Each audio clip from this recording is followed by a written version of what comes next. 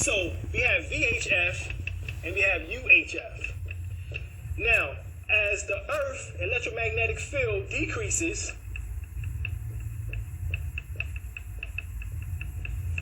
the core of the Earth, its field increases. Is what is called the Schumann Resonance. And one matter of fact, at one point, over the 100 years or so of studying the core frequency, they said that it was on an average of 7.83 hertz. But all of a sudden, since the Earth been bombarded by these solar flare activities and these coronal mass ejections of solar plasma, now hold on, you gotta understand is that they claim at one point that solar flare activity only took place every 11 years to 22 years. But damn, the one that we're currently in been going on up since 1996. Something has changed. Hold up, how is it that when El Nino came in, March of 1996, and the word El Nino means the Christ child, and it changed, and it came in. Thank you. Everybody got a little good look at this? All right. Huh? Oh, you didn't see it? Oh, okay. Pass this over this. All right. Now, so the third dimension is where? Is within the span of the colors in which that you are now presently seeing, touching, tasting, smelling, and hearing. In other words, what you now presently use your five senses for. That is what produces the color manifestation, or is the effect of the color manifestation, or your senses. Now, what happens if you expand your senses? Well, they have a name for that too. It's called extrasensory perception, or ESP. So what happens is when the Schumann resonance from 7.83 hertz, and which is now currently hovering at, is at 13 hertz. Remember I told you from channel 2 to channel 13 was VHF, which is very high frequency, which is what produces the reality in which that we presently live in.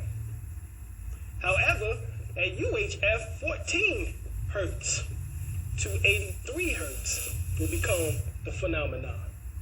So as the Schumann resonance jumped from 13 hertz, which it's presently at, and as we go into the full-time belt and it jumps from 13 to 14 hertz, where we go to?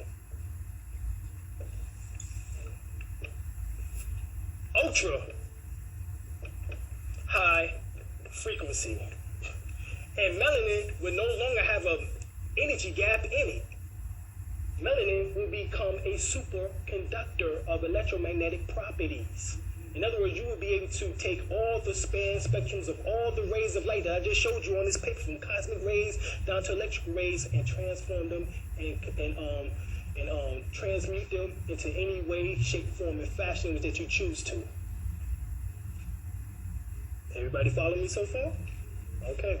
Now you see the reason why we had to do some reading first, right? All right.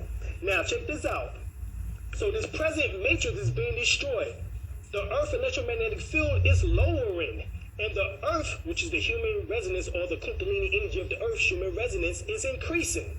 According to the OMAD calendar, that both, which is the OMAD calendar, which they call it the Mayan, the Aztec, the Incas calendar, but it's the OMAD calendar. When it reaches 14 hertz and the electromagnetic field of the Earth decreases, which is now presently at 1.3 hertz, and it goes to 0, and then it reaches 14 hertz, you go into what is called 0 point. So by extrapolation, if you then look at all these different ancient prophecies, they all speak about a so-called coming golden age. But one of the very interesting things that I found was a scholarly work by H.C. Baldry called Who Invented the Golden Age? And in a way, I'm kind of spoiling the punchline of my book here, but that's okay. There's a lot of really great data in there. You'll be back before then. But this is what really blew me away, because when I did this research, I found out that the two words that are used for golden age are Saeclas, S-A-E-C-L-A-S, and AETAS, A-E-T-A-S. Well, it turns out that to call it a golden age is actually a mistranslation that was only introduced by the Romans. And that prior to that point, these words had a different meaning that did not mean age. The original meaning, and get a load of this, I mean, I couldn't believe it when I heard this. The original meaning is golden race, not golden age. So the actual prophecies, as soon as you go farther back in time than Rome, was talking about a coming golden race. Now again, you can start to see how wackos like the Nazis could misinterpret this as if only a small group applied to this prophecy, just like fundamentalists say, well, my own band of followers is going to make it, everybody else is dirt. I think this is the same thing. I think it's actually referring to a awakening of humanity as a collective, rather than just a small group of people. But what I'm interested in is saying to myself, okay, and you can ask me if you want about the Great Seal of the United States, because this is very relevant, but let me track back to that in a minute.